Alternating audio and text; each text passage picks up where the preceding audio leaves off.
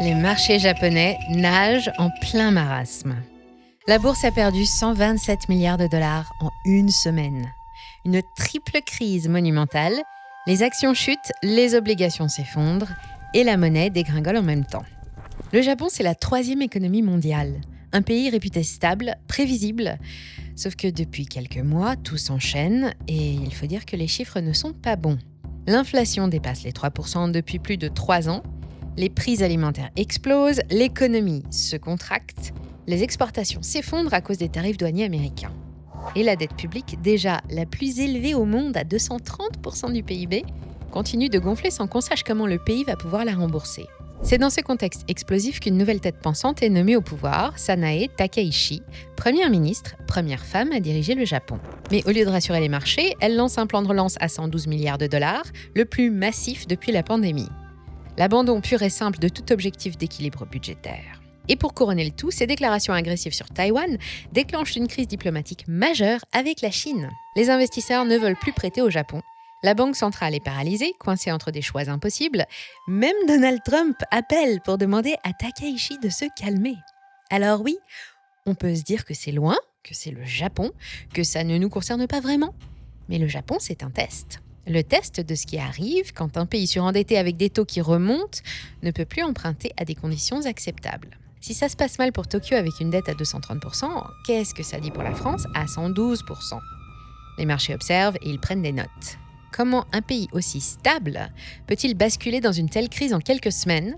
Et surtout, est-ce que cette crise peut se propager jusqu'à nous? Je vous réponds tout de suite. Mais juste avant, on tient à vous parler de notre solution préférée d'achat de métaux physiques favorite et partenaire de cette vidéo, Gold Avenue. Disponible en application mobile ou directement sur leur site, la plateforme est accessible à tous les portefeuilles et propose l'achat d'or, d'argent, de platine et de palladium physique avec des frais réduits et transparents. Ce qu'on aime également, c'est la possibilité de stocker nos métaux gratuitement et l'absence de commission à la revente qui est instantanée, tout comme la TVA à 0%. Envie de découvrir Gold Avenue? On vous offre une remise exceptionnelle de 30 € sur votre premier achat d'un minimum de 900 € avec le code MRADAR30. Pour profiter de cette offre exclusive, cliquez sur notre lien en description.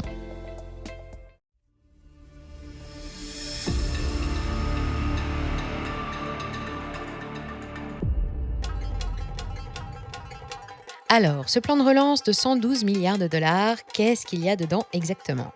Des aides pour l'énergie, du cash distribué aux familles avec enfants, une baisse de la taxe sur l'essence, une augmentation du plafond de revenus non imposable et des fonds d'aide aux régions. Bref, de l'argent distribué massivement pour calmer la colère populaire. Sur le papier, ça semble généreux, responsable même. Un gouvernement qui écoute son peuple et qui agit pour protéger les plus vulnérables face à la hausse des prix. Sauf qu'il y a un problème de taille dont personne ne parle vraiment dans les médias japonais, mais qui terrifie absolument les marchés financiers internationaux. Le Japon n'a pas cet argent. Pas du tout.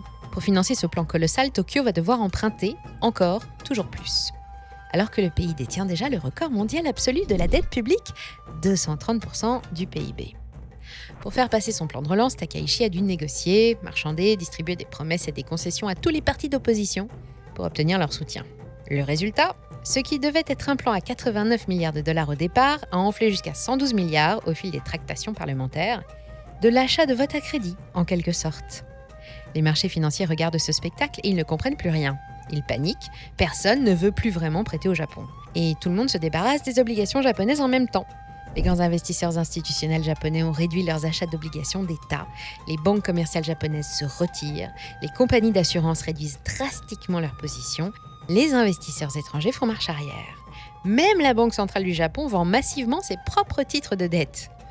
9 900 milliards de yens d'obligations japonaises au 3e trimestre, un montant record. Pourtant, pendant des décennies, la Banque du Japon avait été l'acheteur de dernier recours, celui qui soutenait le marché quand personne d'autre ne voulait acheter. Et quand la demande s'effondre alors que l'offre augmente, les prix chutent mécaniquement. Et quand les prix des obligations chutent, leur rendement explose, c'est mathématique. Les taux d'intérêt sur les obligations japonaises à 5 ans et à 10 ans ont atteint leur plus haut niveau depuis 2008. Les obligations à 20 ans ont même touché des niveaux jamais vus depuis plus de 2 décennies. Le marché obligataire japonais, réputé pour être l'un des plus stables et ennuyeux au monde, est en train de sombrer. Les hedge funds internationaux ont senti le sang. Ils ont commencé à parier massivement contre les obligations japonaises et un véritable cercle vicieux s'est mis en place. Plus les taux d'intérêt montent, plus il devient cher pour le gouvernement japonais d'emprunter de l'argent frais. Chaque nouvelle émission d'obligations doit offrir des rendements plus élevés pour attirer des acheteurs. L'État japonais devra payer davantage d'intérêts sur sa dette, ce qui fait gonfler encore plus le déficit budgétaire, ce qui oblige à emprunter encore plus, ce qui fait monter encore plus les taux et ainsi de suite. D'ici 2028, si les taux continuent sur cette trajectoire, le gouvernement japonais devra consacrer autant d'argent à rembourser les intérêts de sa dette qu'à faire fonctionner l'ensemble de son économie. Certains analystes commencent à évoquer ouvertement un risque de fuite de capitaux incontrôlée, le genre de panique qui avait failli faire exploser le marché obligataire britannique il y a 3 ans. D'ailleurs, si ce genre d'analyse approfondie vous intéresse, pensez à vous abonner à la chaîne si ce n'est pas déjà fait. C'est gratuit et ça nous aide énormément. En plus de cette bombe de la dette, le Japon fait face à une inflation qui ne ressemble à aucune autre. C'est elle qui met les Japonais en colère. L'inflation au Japon dépasse les 3% depuis plus de 3 ans et demi, largement au-dessus de l'objectif de 2% fixé par la Banque centrale, sauf que cette inflation est bizarre. Elle ne touche quasiment que la nourriture. Le riz a vu son prix exploser de 100% en juin dernier, avant de redescendre légèrement à seulement 49% d'augmentation en septembre. Le café flambe, les pâtisseries aussi, les gâteaux, les bonbons, tout ce qui se mange voit ses prix s'envoler. Mais en dehors de l'alimentation, l'inflation est quasi inexistante. Quand on retire la nourriture et l'énergie des calculs, ce qu'on appelle le Western Core Inflation, on tombe à 1,3% en septembre. Le niveau le plus bas depuis septembre 2022. En gros, si on regarde uniquement les vêtements, les voitures, l'électronique, les services, les loyers, tout ça n'augmente presque pas. L'inflation est concentrée sur ce qu'on met dans notre assiette. Et cette inflation alimentaire ne vient pas d'une surchauffe de l'économie japonaise. Elle vient en partie d'une politique agricole japonaise absurde. Le gouvernement subventionne les agriculteurs pour qu'ils produisent moins de riz afin d'éviter que les prix ne chutent trop. Résultat, quand les récoltes sont mauvaises, il n'y a aucune marge de manœuvre pour augmenter la production. Et ça met la Banque centrale du Japon dans une position absolument impossible. Normalement, face à une inflation au-dessus de l'objectif, une banque centrale doit monter ses taux d'intérêt pour refroidir l'économie. Sauf qu'ici, l'économie n'a pas besoin d'être refroidie. Elle est déjà en train de se contracter. Le chômage remonte légèrement, les salaires réels baissent, les Japonais s'appauvrissent. Si la Banque centrale monte ses taux maintenant pour combattre une inflation alimentaire qu'elle ne peut pas contrôler, elle risque d'achever une économie déjà fragile. Mais si elle ne fait rien, les Japonais continuent de voir leur pouvoir d'achat s'éroder mois après mois. C'est pour calmer cette colère sociale que Takaichi distribue ses milliards. Pourtant, en injectant autant d'argent dans l'économie, le plan de relance risque même d'aggraver l'inflation. Plus d'argent en circulation, c'est exactement l'inverse de ce qu'il faudrait pour calmer l'inflation. La Banque centrale observe ce chaos et ne sait plus quoi faire. Son gouverneur, Kazuo Ueda, a récemment déclaré qu'une hausse des taux serait discutée lors de la prochaine réunion de décembre. Les marchés ont immédiatement réagi, le yen s'est légèrement apprécié, les taux obligataires ont encore grimpé, mais personne ne sait vraiment ce que la Banque centrale va décider. Parce qu'il n'y a pas de bonne décision. Monter les taux tue l'économie, ne rien faire laisse l'inflation ronger le pouvoir d'achat. Ces crises monétaires et ces décisions de banque centrale peuvent impacter directement vos investissements. C'est exactement ce type d'analyse qu'on vous envoie chaque semaine. Tous les mardis, 48 000 investisseurs reçoivent notre newsletter gratuite. Un récap complet des marchés, l'analyse approfondie d'une action à potentiel et un décryptage des grandes tendances économiques et financières qui vous impactent. Pour anticiper ces chocs et protéger votre patrimoine, abonnez-vous gratuitement, le lien est en description. Pendant que la Banque centrale hésite, une troisième bombe est en train d'exploser, celle du yen. Le yen a plongé à son niveau le plus bas de l'année, autour de 157 pour $1. C'est devenu la devise la moins performante parmi toutes les grandes monnaies mondiales depuis l'arrivée de Takaichi au pouvoir. Et cette chute ne suit aucune logique économique traditionnelle. Normalement, quand les taux d'intérêt japonais montent et que l'écart avec les taux américains se réduit, le yen devrait se renforcer. C'est mathématique. Si je peux obtenir un meilleur rendement sur mes placements au Japon, je vais acheter du yen pour investir là-bas, ce qui fait monter la devise. Sauf que cette relation, cette corrélation qui tenait depuis des décennies, s'est complètement cassée cette année. Les taux montent au Japon, mais le yen continue de s'effondrer quand même. Pourquoi ? Parce que les marchés ont perdu toute confiance dans la capacité du Japon à gérer ses finances. Ils regardent cette dette qui explose, ce plan de relance démesuré, cette inflation incontrôlable, et ils se disent que le yen ne vaut plus rien. Peu importe les taux d'intérêt si le pays part en vrille. Les hedge funds internationaux parient massivement contre la monnaie japonaise, convaincus qu'elle va continuer de chuter. Ils empruntent du yen à bas coût, le convertissent en dollars, investissent dans des actifs américains à plus haut rendement et empochent la différence. C'est ce qu'on appelle le carry trade et c'est devenu l'un des paris les plus populaires sur les marchés financiers mondiaux. Normalement, le gouvernement japonais dispose d'une arme pour éviter les abus, l'intervention sur les marchés d'échange. Acheter massivement du yen pour soutenir sa valeur, le Japon l'a déjà fait par le passé, notamment en 2022 et 2024, quand la monnaie s'était effondrée trop rapidement. Cette année encore, le ministre des Finances japonais a fait ce qu'il fallait faire. Il a prévenu publiquement les marchés. Il a rappelé que le gouvernement japonais se réservait le droit d'intervenir à tout moment pour stabiliser le yen. Sauf que cette fois, personne n'a scié. Les traders ont complètement ignoré l'avertissement et le yen a continué de chuter. Les paris contre la devise ont continué de s'accumuler, comme si les paroles du ministre ne valaient plus rien. C'est ça le vrai signal d'alarme. D'autant que pendant que le Japon s'enfonce dans le chaos économique, Takaichi a réussi l'exploit de déclencher la plus grosse crise diplomatique avec Pékin depuis des années. Le 7 novembre, Sanae Takaichi prononce quelques mots qui vont tout faire basculer. Elle déclare publiquement qu'une attaque chinoise contre Taïwan constituerait une situation de survie existentielle pour le Japon. En clair, Tokyo pourrait intervenir militairement. C'est une rupture totale avec des décennies d'ambiguïté stratégique. La réaction de Pékin est immédiate et violente. Le gouvernement chinois déconseille à ses citoyens de voyager au Japon, entre 500 millions et 1,2 milliard de dollars perdus. L'interdiction d'importer des produits de mer japonais est réimposée brutalement. Les films japonais sont bloqués. Des concerts de stars japonais sont annulés sans explication.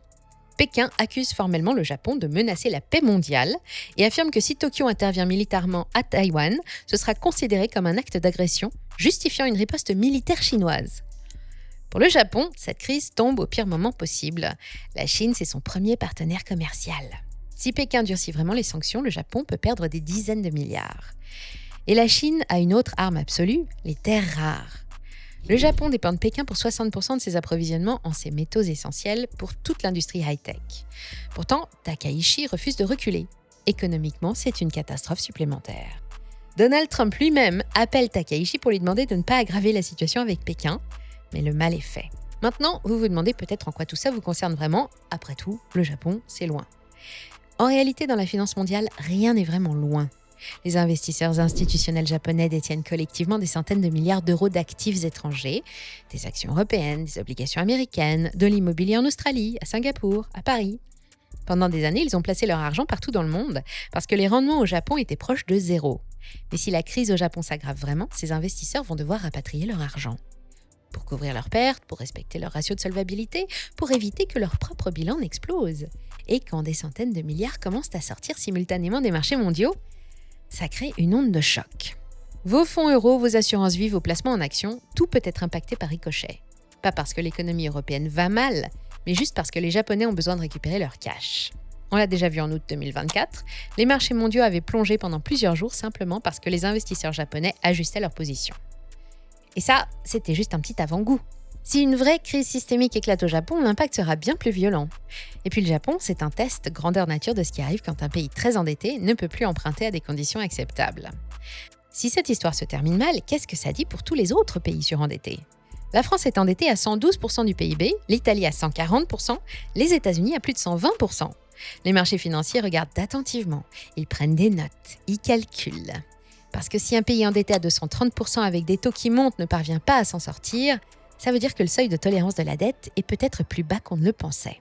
Ça veut dire que d'autres pays pourraient rapidement se retrouver dans la même situation. Et ça, c'est le genre de prise de conscience qui peut déclencher une crise de confiance généralisée. C'est exactement ce qui s'est passé au Royaume-Uni en 2022. Liz Truss annonce un plan de dépenses massif sans expliquer le financement. Les marchés obligataires implosent en quelques jours. Les fonds de pension britanniques sont au bord du gouffre. La Banque d'Angleterre doit intervenir en urgence. Truss démissionne après 49 jours. Tout ça parce que les marchés ont cessé de croire que le plan était soutenable. Alors oui, cette crise japonaise nous concerne. Le Japon est en train de vivre une expérience dangereuse, celle de tester les limites absolues de l'endettement public. Dites-moi en commentaire ce que vous en pensez, et si cette analyse vous a été utile, pensez à liker la vidéo. Et n'oubliez pas, si l'achat d'or vous intéresse, c'est le moment idéal d'investir grâce à notre partenaire Gold Avenue. L'application et la plateforme en ligne sont simples d'utilisation et permettent d'acheter, de stocker et de revendre de l'or et des métaux précieux en quelques clics. Ils font partie du plus grand groupe au monde dans le secteur, alors côté sécurité, vous pouvez dormir tranquille. Et vous pouvez investir à partir de quelques dizaines d'euros. C'est une opportunité rare à ne pas manquer, alors n'hésitez pas à cliquer sur notre lien en description pour en profiter en utilisant le code MRADAR30 pour bénéficier de 30 € de remise pour un premier achat minimum de 900 €.